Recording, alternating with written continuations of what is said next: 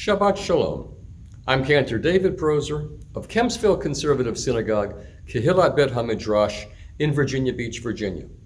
And this is our Torah portion commentary for the Shabbat of March 27th, 2021, corresponding to the 14th day of the Hebrew month of Nisan in the year 5781. We thank Dr. Ismar Shorsh, Rabbi Joseph Prauser, Rabbi Irvin Prize, Rabbi Becky Silverstein, Rabbi Cheryl Peretz, and the United Synagogue Torah Spark series for their various teachings and publications on this week's Parsha. This week's Parsha, Tzav, opens with the divine command of the burnt offering, which leads to the command that a flame be kept burning on the altar in perpetuity.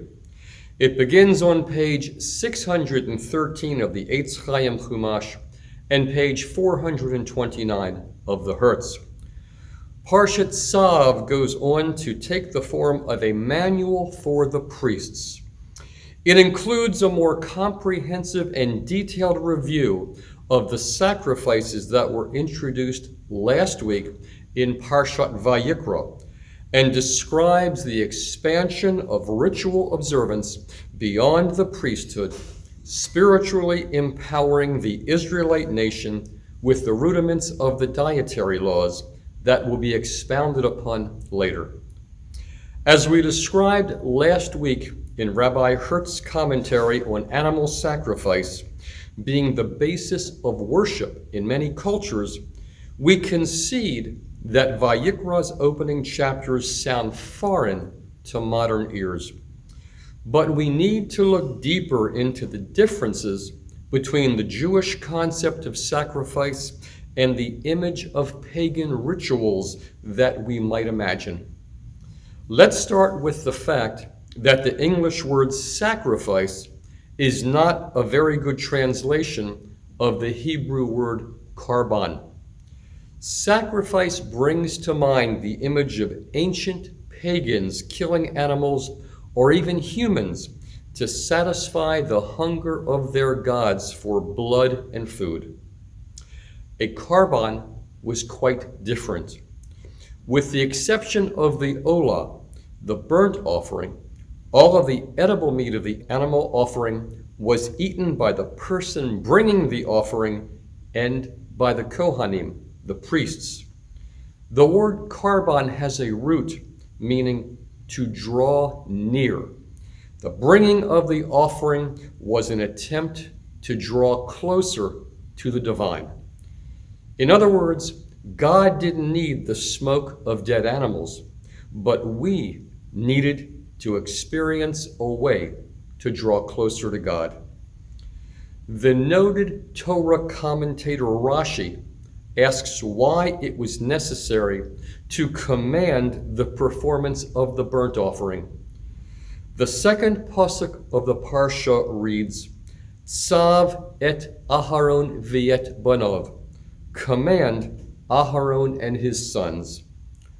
Rashi then answers that unlike other offerings that were shared with the priests and the offerer, the burnt offering was totally consumed on the altar. Therefore, the priests gained no benefit from this offering. So perhaps they would be lax about its performance. Therefore, God phrased it as a command in order to impress upon the priests the great obligation to perform this ritual. The Parsha continues with more laws about burnt offerings, daily meal offerings, laws of the expiatory sin and guilt offerings, as well as offerings of well-being and thanksgiving. And no, in those days it was not a turkey. Expanding ritual responsibility from the priesthood to the general populace, all Israelites are forbidden from eating the fat or blood, even of permitted animals. Again, emphasizing the sacred role of the people Israel as a whole. At God's command, Moshe gathers the entire community of Israel at the entrance of the Ohel Moed, the Mishkan, the tent of meeting. In this manner, Aharon and his sons will be aware that they are serving on behalf of the people, and the people will be aware that the consecration had been done at divine command. Moshe washed Aharon and his sons and dressed them in the prescribed priestly vestments. The Mishkan and altar and all of its accoutrements are anointed with sacred oil, further initiating the regimen of sacrificial worship. The altar is sanctified with a bullock and rams, and the ordination of the Kohanim, the priests, including Aharon the high priest, is signified by the sacrificial blood put on their ears, thumbs, and toes. Through this dramatic ritual, each priest being purified was dedicating his entire being to his sacred endeavor, as well as acknowledging the importance of the human role in divine service. The newly ordained founding priests of Israel are consecrated by the sacrificial blood and the sacred oil sprinkled on them, as was the altar at which they will serve God and his chosen people. The consecration service shows that ordinary materials and ordinary people can be transformed into clay kodesh, instruments for serving God. The installation of Israel's priestly leaders culminates in a week-long process. You shall remain at the entrance to the tent of meeting day and night for 7 days, keeping the Lord's charge, that you may not die, for so I have commanded. The Parsha ends with the confirmation of Aharon's obeying this command. And Aharon and his sons did all the things that the Lord had commanded through Moshe. This week is also the last of the special Shabbatot that precede Pesach. This Shabbat is Shabbat Hagadol, the last Shabbat before Pesach. Why is it called Shabbat Hagadol? Usually we would find 3 reasons that explain any Jewish observance. Reason number 1, it's commanded in the Torah. Reason number 2, historically, such and such was happening in biblical times. The rabbis would often bridge the historical into the biblical. And number 3, Bubby always did it this way. Unfortunately, we can't use the same 3 parameters to explain Shabbat Hagadol, at least not directly, because as far as number 1, there is no additional Torah reading, no special maftir for this Shabbat, although we are going to reference the special Haftorah for this day. For number 2 and number 3, we're going to get there in a roundabout way. Rashi, the dean of Torah commentary, explains that even in his time, people are accustomed to calling this Shabbat Shabbat Hagadol, the great Shabbat or the big Shabbat. But they do not know what makes this Shabbat greater than any other. So, like Rashi, different commentators speak of it and try to explain its origins. In many commentaries, Shabbat Hagadol finds its origin, as does any other special Shabbat, like Shabbat Nachamu, Shabbat Chazon, or Shabbat Shuvah, namely through word association joining the theme of the related event with a quote from the Haftorah of that week. The complete Haftorah reading from the book of Malachi, chapter 4, verses 4 to 24, can be found starting on page 1295 of the Eitz Chaim Chumash and page 1005 of the Hertz. The last verse of this special Haftorah from the book of the prophet Malachi refers to a day in the future which will be Gadol, great. Hine anochi sholeach lochem. Behold, I will send you Elijah the prophet before the coming of the great and awesome day of the Lord.